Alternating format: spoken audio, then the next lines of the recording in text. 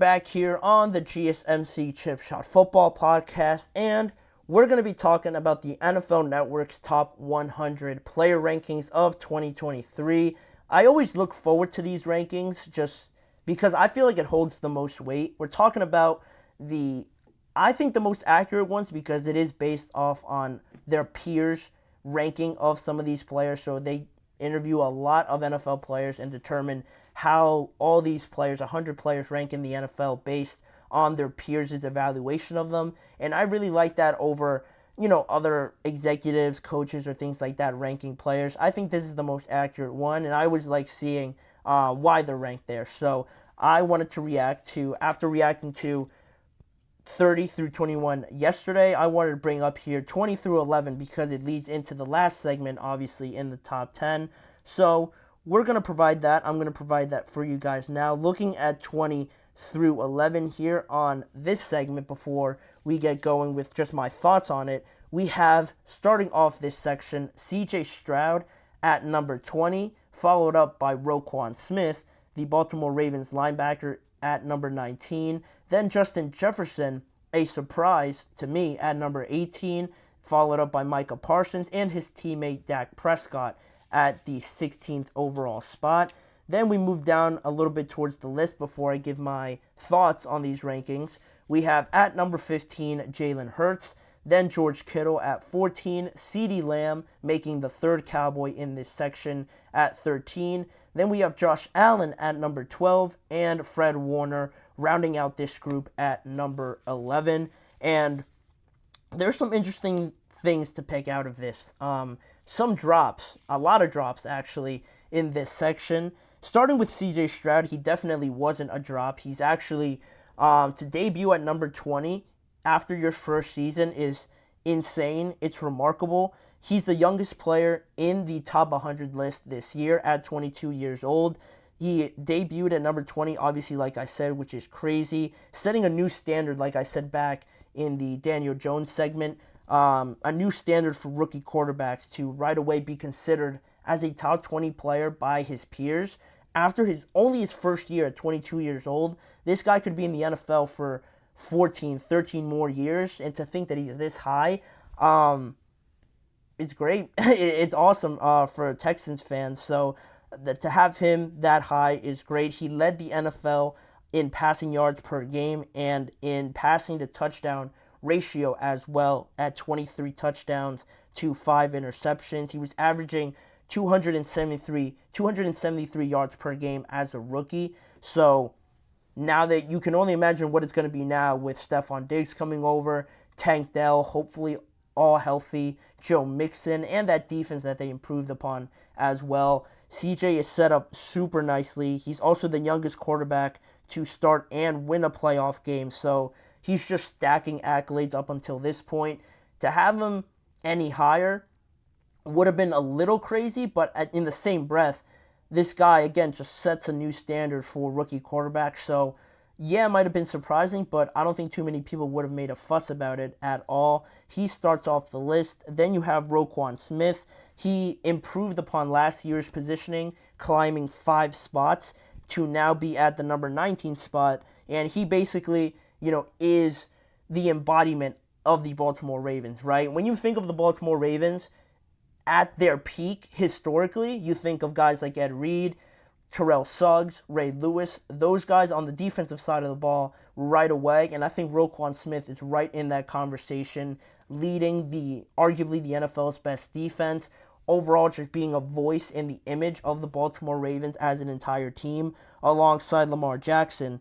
I think he improved upon his spot at number 19. I think this is where he should be overall in the 20, and if he gets even better, in the 22 top 10 range, honestly.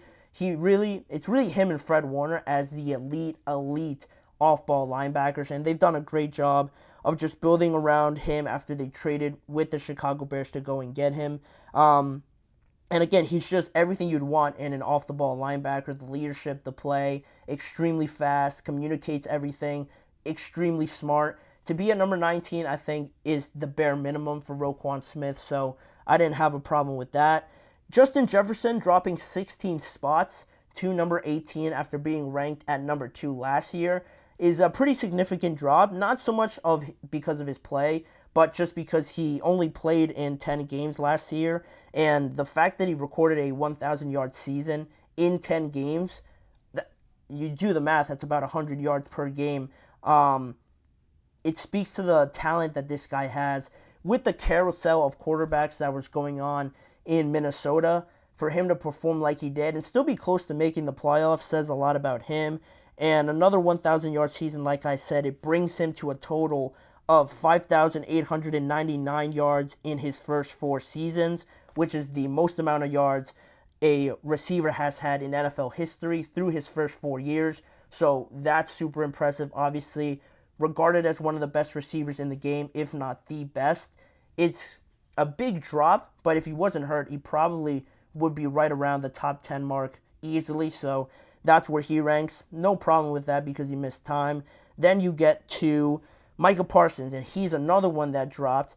He actually dropped 8 spots from number 9 last year to 17. Even though, stat-wise, it was arguably the best of his career. He posted a career-high 14 sacks, but I think just overall with how the Cowboys played, and I think more people bringing more attention to him now at this point, this stage of his career, it might not look as impressive, and he might not perform. A lot of times, when the Cowboys get to those big moments, the light might be, some people might say it's too bright. He hasn't really performed in those big moments yet, so around 17 might be a little low for me. I still think he's probably the second or third best edge rusher in the entire NFL, so I think this is as low as he'll ever go, honestly, but I think he probably could have earned himself a bit higher spot, around 10 through 13 to me, but again, we're just splitting hairs here. And speaking of the Cowboys and just the same reasonings for Dak Prescott at number 16, he actually improved tremendously, climbing into the top 20 by climbing 40 spots from his previous ranking in 2023, because this was his best season statistically. In the regular season, he was lights out. But again, there still remains that little room where you want to see more performances in the playoffs. But to be at 16 and jump 40 spots, I think you could be happy with that. They're just missing, splitting hairs and getting through that playoff barrier. Could it happen with the Cowboys?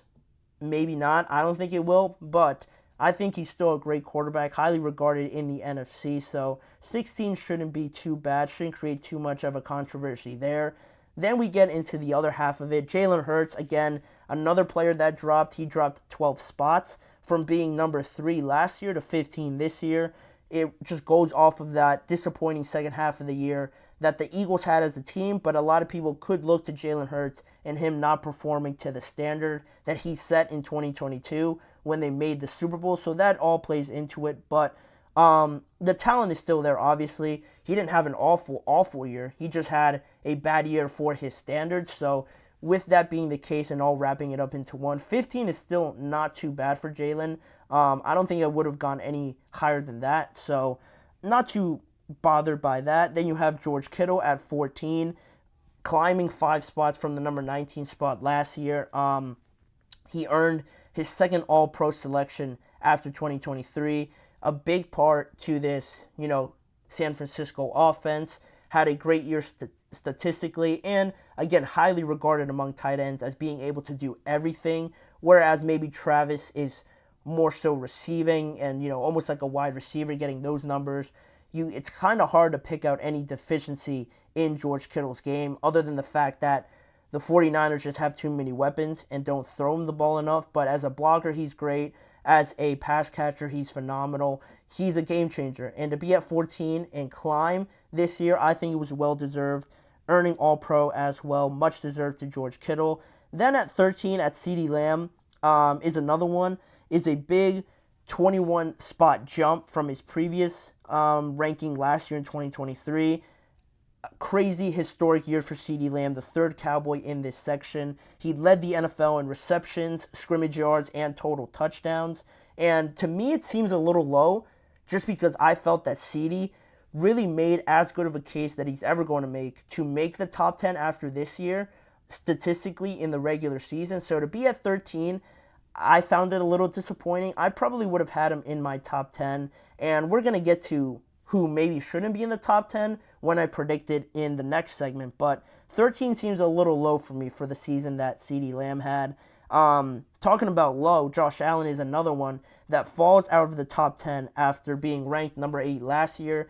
Being at number 12 this year, for a lot of people, seems almost disrespectful. But I think it goes with that title that Josh Allen has. I think he's the most polarizing quarterback in the NFL up until this point. Maybe he has a close case with Dak, but I think with both of them, some people extremely love them, extremely think that they're a top 3, top 2 quarterback, but then there's others that bring up the playoff success, the disappointment, decision-making, and things like that. So to be at 12, again, he's another one that I might have really considered for the top 10, but it is what it is now at 12. I would say that's still low for him.